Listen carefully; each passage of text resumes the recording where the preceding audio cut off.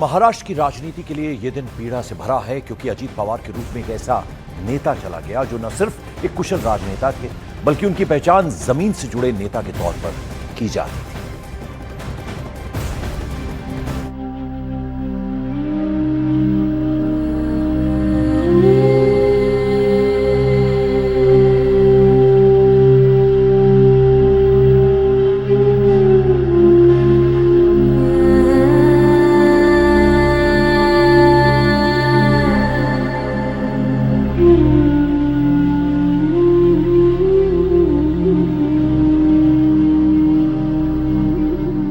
ये वही आखिरी घड़ी होती है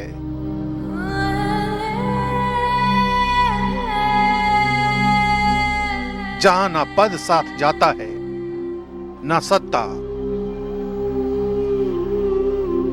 ना सुरक्षा, ना काफिला, सिर्फ यादें रह जाती हैं और लोगों की दुआएं।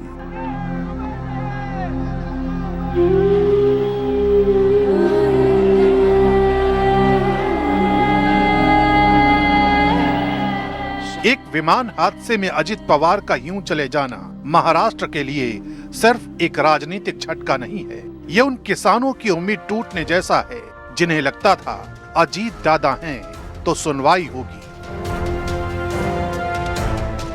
ये उन कार्यकर्ताओं के लिए किसी गहरे सन्नाटे सा है जो उन्हें अपना मार्गदर्शक मानते थे।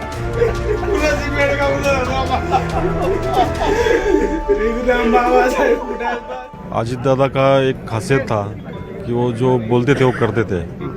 उनका मराठी में बोलने का तो कामाचा वादा था उनका, इसलिए हम लोग सब ग्रुप पुणे से आए हो उनका अंतिम दर्शन लेने के लिए। अंतिम दर्शन। आप कहाँ से हैं? पुणे से। बहुत लोग पुणे से आए हुए हैं। हाँ। कैसे याद करते हैं अजीत दादा को आप?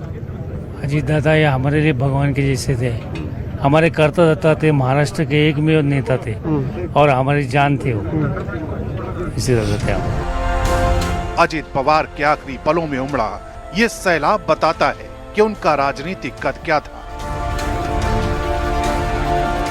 ये सिर्फ भीड़ नहीं, ये भरोसे का प्रमाण है। मुंबई से लेकर बारामती तक सड़कों पर रुके काफिले, हाथों में फूल, आंखों में आंसू, पार्टी के झंडों से ज्यादा यह इंसानियत की चुप्पी दिख रही है।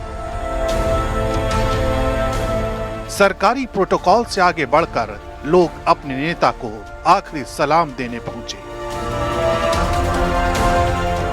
3 दशक से ज्यादा के राजनीतिक सफर में उन्होंने सिंचाई, सहकारिता और ग्रामीण विकास जैसे मुद्दों को हमेशा प्राथमिकता दी। आज वही गांव, वही किसान, वही कार्यकर्ता बस एक ही बात कह रहे हैं, नेता चला गया लेकिन उसकी लड़ाई अब भी जिंदा है।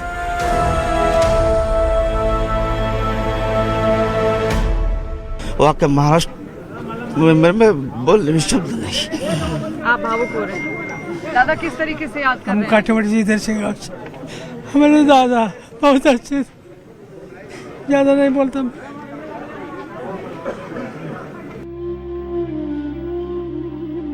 विदाई की ये बेला हर किसी के लिए मुश्किल है क्योंकि ये सच अब भी दिल मानने को तैयार नहीं।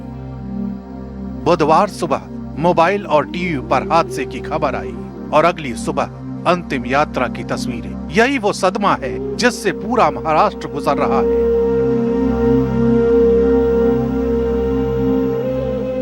घरों में टीवी पर तस्वीरें चल रही हैं और आंखों के सामने वही सवाल, कल तक जो साथ थे वो आज सिर्फ यादों में क्यों हैं?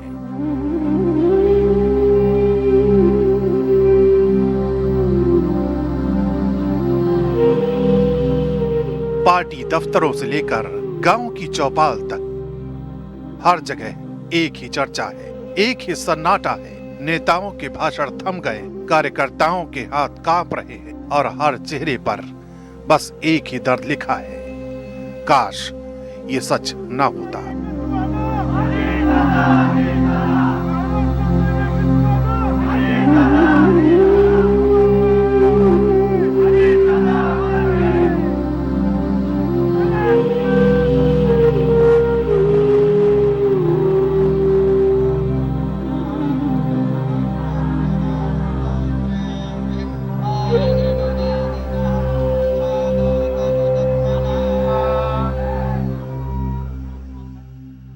तो महाराष्ट्र की सियासत का एक चमकता सितारा हमेशा हमेशा के लिए चला गया। अजीत पवार के निधन ने महाराष्ट्र में आज के दौर की जो पॉलिटिक्स है उसको एक बड़ा जख्म दिया है। अब प्रश्न यह है कि आखिर ये जख्म भरेगा तो भरेगा कैसे? महाराष्ट्र की राजनीति पर इसका क्या असर होगा? सीएम देवेंद्र फडणवीस के लिए यह कितना बड़ा झटका है?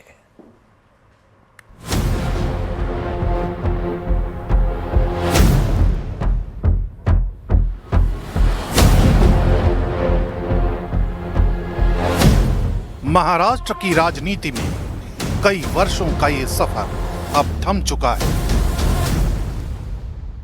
एक कद्दावर नेता, चहेते लीडर और सूबे के डिप्टी सीएम अजित पवार चिरविलीन हो चुके हैं।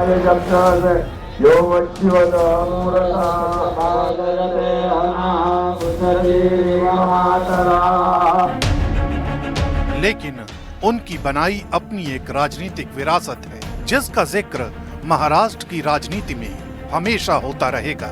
यही वजह है कि अब जब वो अपनों और अपने चाहने वालों के बीच नहीं है,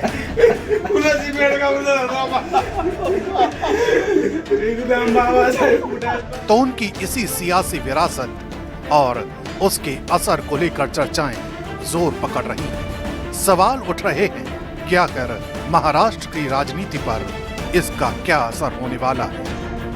मैंने खुद मेरी राजनीति की शुरुआत माननीय अजित दादा के सामने की थी। जो थोड़ा बहुत महाराष्ट्र मुझे पहचानता है वो अजित दादा ने मुझको एनसीपी का प्रदेशाध्यक्ष किया था, इसलिए है। और आज बहुत महाराष्ट्र की हानि होगी।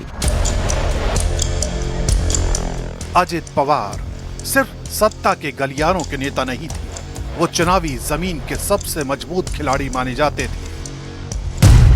बारामती से लेकर पश्चिमी महाराष्ट्र और मराठवाड़ा तक सहकारिता, शुगर फैक्ट्रियां, जिला परिषदें और पंचायत समितियां, इन सभी संस्थाओं में अजित पवार का सीधा असर रहा। यही नेटवर्क उन्हें महाराष्ट्र का सबसे असरदार पॉलिटिकल मैनेजर बनाता था।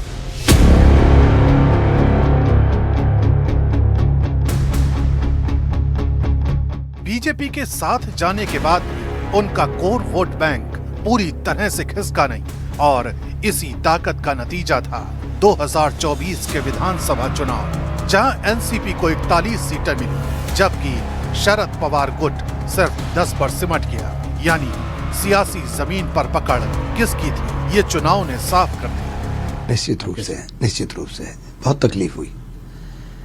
पवार साहब का जाना एक अच्छा डायनेमिक लीडर था और इस तरह से जाना बहुत ही तकलीफ दे है।